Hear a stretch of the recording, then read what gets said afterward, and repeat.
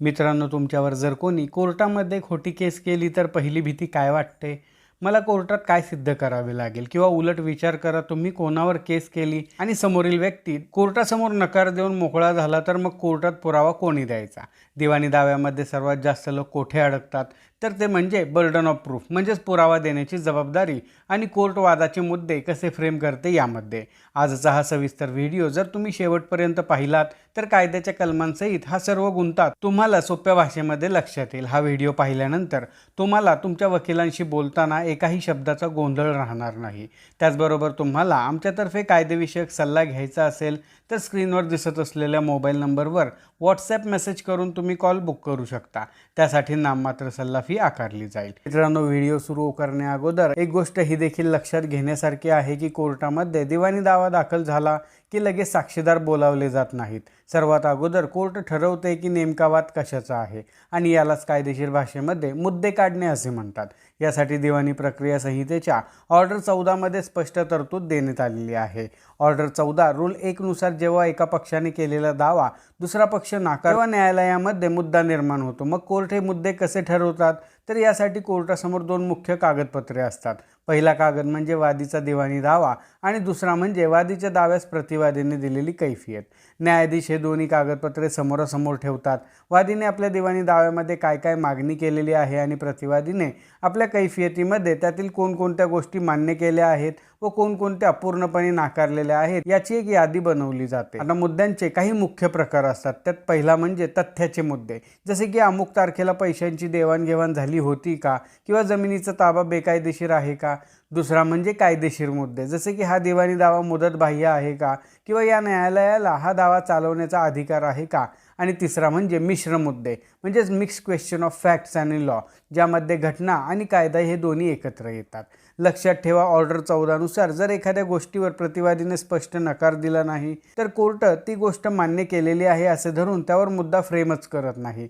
त्यामुळे प्रतिवादीची कैफियत ही संपूर्णपणे दाव्याचा पाया असते.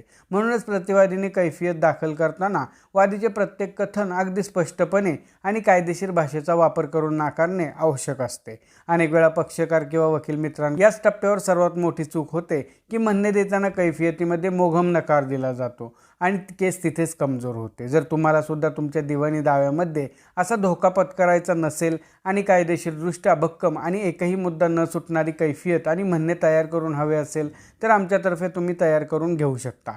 आमच्याकडे ती देखील सर्व्हिस उपलब्ध आहे.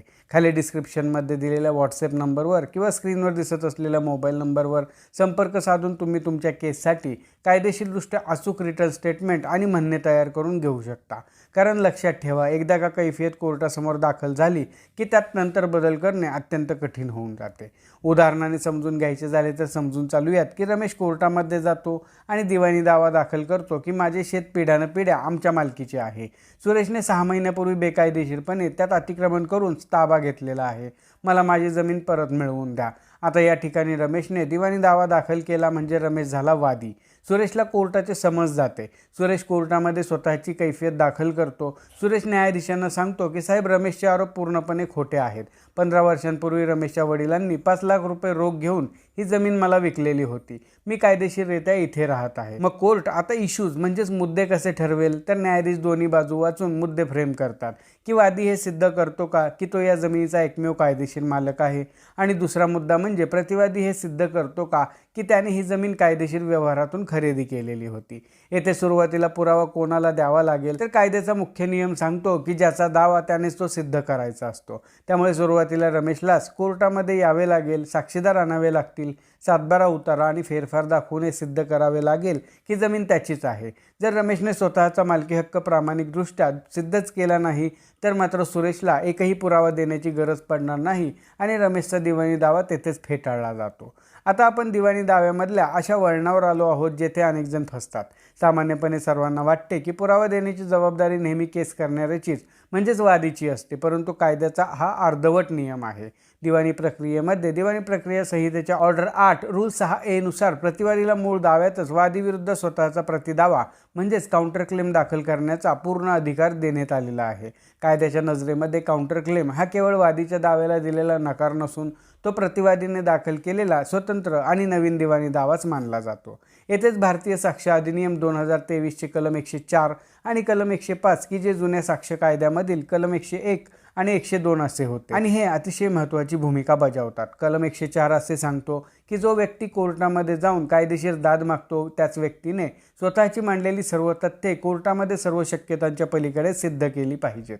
म्हणजे जो दावा दाखल करतो त्यानेच पुरावा दिला पाहिजे। त्याचप्रमाणे कलम 105 समजावून घेऊयात। हा कलम ऑनस ऑफ प्रूफ म्हणजे सिद्ध करण्याची जबाबदारी स्पष्ट करतो। जर कोर्टामध्ये सुनावणी सुरू झाली आणि वादी व प्रतिवादी दोघांनीही एकही कागदपत्र किंवा साक्षीदार सादर केला नाही तर ज्या पक्षाचा कायदेशीर पराभव होईल पुरावा देण्याची जबाबदारी त्या पक्षावर सरकते। या दोन्ही कलमांचा एकत्रित परिणाम असा होतो की जेव्हा प्रतिवादी ऑर्डर 8 रूल 6A खाली प्रतिदावा म्हणजेच काउंटर क्लेम दाखल करतो त्यावेळेस प्रतिदाव्यापुरता प्रतिवादी हाच वादी मानला जातो।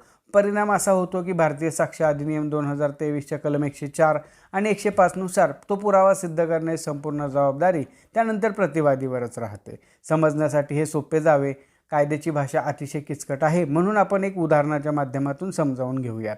समजून चालूयात की रमेशने सुरेशवर जमिनीचा ताबा मिळवण्यासाठी एक दिवाणी दावा दाखल केला। सुरेशने केवळ कैफियत आणि म्हणणे दाखल केले नाही तर ऑर्डर 8 रूल 6A खाली कोर्टामध्ये काउंटर क्लेम दाखल केला की रमेशचा दावा तर फेटाळाच, परंतु उलट कोर्टाने असाही निर्णय द्यावा की या जमिनीचा खरा मालक रमेश नसून मीच आहे।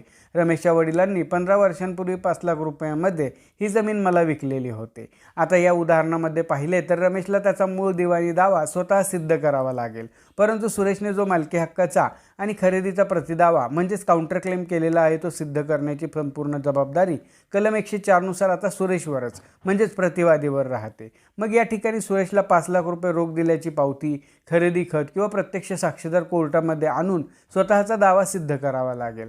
जर सुरेशने कलम 105च्या कसोटीवर पुरावा सादर केला नाही तर कोर्ट त्याचा प्रतिदावा फेटाळून लावेल। म्हणूनच लक्षात ठेवा, प्रतिवादीने न्यायालयामध्ये नवीन हक्क मागितला की पुरावा आणि साक्षीदार देण्याचा संपूर्ण भार त्याच्या खांद्यावर येतो। आता जो भाग मी सांगणार आहे तो या संपूर्ण व्हिडिओचा आत्मा आहे। जर तुम्ही कोर्टामध्ये दिवाणी दावा लढत असाल किंवा तुम्ही वकील असाल तर या 3 चुका कधीच करू नका। यामधील पहिली चूक म्हणजे कैफियतीमध्ये मोघम नकार देणे टाळा। या ठिकाणी दिवाणी प्रक्रिया संहितेचे ऑर्डर 8 रूल 3 आणि रूल 5 स्पष्टपणे सांगते की वादीच्या प्रत्येक आरोपाचा विशिष्ट नकार म्हणजे स्पेसिफिक डिनायल द्यावा लागतो। जर तुम्ही प्रतिवादी आहात आणि तुम्ही वादीच्या मुद्द्यावर गप्प राहिलात किंवा स्पष्टपणे नकार दिला नाही तर भारतीय पुरावा कायद्यानुसार असे गृहीत धरले जाते की तुम्हाला तो मुद्दा मान्य आहे आणि येथेच तुमची केस कमकुवत होऊन जाते। दुसरी चूक समजून घेण्याअगोदर आपण बर्डन ऑफ प्रूफ आणि ओनस ऑफ प्रूफ मधला फरक थोडक्यात समजावून घेऊयात। बर्डन ऑफ प्रूफची भारतीय साक्ष अधिनियम याच्या कलम 104 मध्ये तरतूद नमूद आहे। बर्डन ऑफ प्रूफ कधीच बदलत नाही। दिवाणी दावा सिद्ध करण्याची मूळ जबाबदारी ज्याची आहे त्याचीच राहते, परंतु ओनस ऑफ प्रूफ हा पेंडुलम सारखा म्हणजेच घड्याळाच्या दोलकासारखा पुराव्यानुसार वादीकडून प्रतिवादीकडे आणि प्रतिवादीकडून वादीकडे सरकत राहतो। वादीने भक्कम कागदपत्रे दिले की चेंडू प्रतिवादीच्या कोर्टात जातो, प्रतिवादीने त्याला छेद दिला की चेंडू पुन्हा वादीकडे येतो। आता तिसरी टाळण्यासारखी चूक म्हणजे काउंटर क्लेमचा विचारपूर्वक वापर करा। म्हणजे जर तुम्ही प्रतिवादी असाल आणि विनाकारण किंवा अपुऱ्या पुराव्यांवर काउंटर क्लेम दाखल करत असाल तर तुम्ही स्वतःच्या पायावर दगड मारून घेता, कारण आता कोर्ट तुमच्याकडे पुराव्यांची मागणी करणार। तुमच्याकडे योग्य दस्तऐवज नसतील तर तुमचा काउंटर क्लेम फेटाळला जाईलच, शिवाय त्याचा फटका तुमच्या मूळ बचावालाही बसेल। तर मित्रांनो, दिवाणी दाव्यामधील हीच ती बारीक आणि महत्त्वाची कायदेशीर वळणे असतात जेथे केवळ कायद्याचे अपूर्व ज्ञान असल्यामुळे अनेक जण चांगली केस असूनही हारून जातात। काउंटर क्लेम आणि भारतीय साक्ष अधिनियम 2023चे कलम 104 आणि 105ची ही जोड समजून घेणे अत्यंत महत्त्वाचे ठरते। जर तुम्हाला ही माहिती मोलाची वाटली असेल तर व्हिडिओला नक्कीच एक लाईक करा, तुमच्या वकील मित्रांसोबत किंवा कोर्टामध्ये दिवाणी दावा सुरू असलेल्या नातेवाईकांसोबत शेअर करा आणि अशी सविस्तर आणि अचूक माहिती मिळवण्यासाठी आपल्या चॅनलला सबस्क्राईब करा। आजच्या व्हिडिओमध्ये आपण येथेच थांबणार आहोत। पुन्हा भेटू अशाच एका माहितीपर व्हिडिओमध्ये। तोपर्यंत नमस्कार।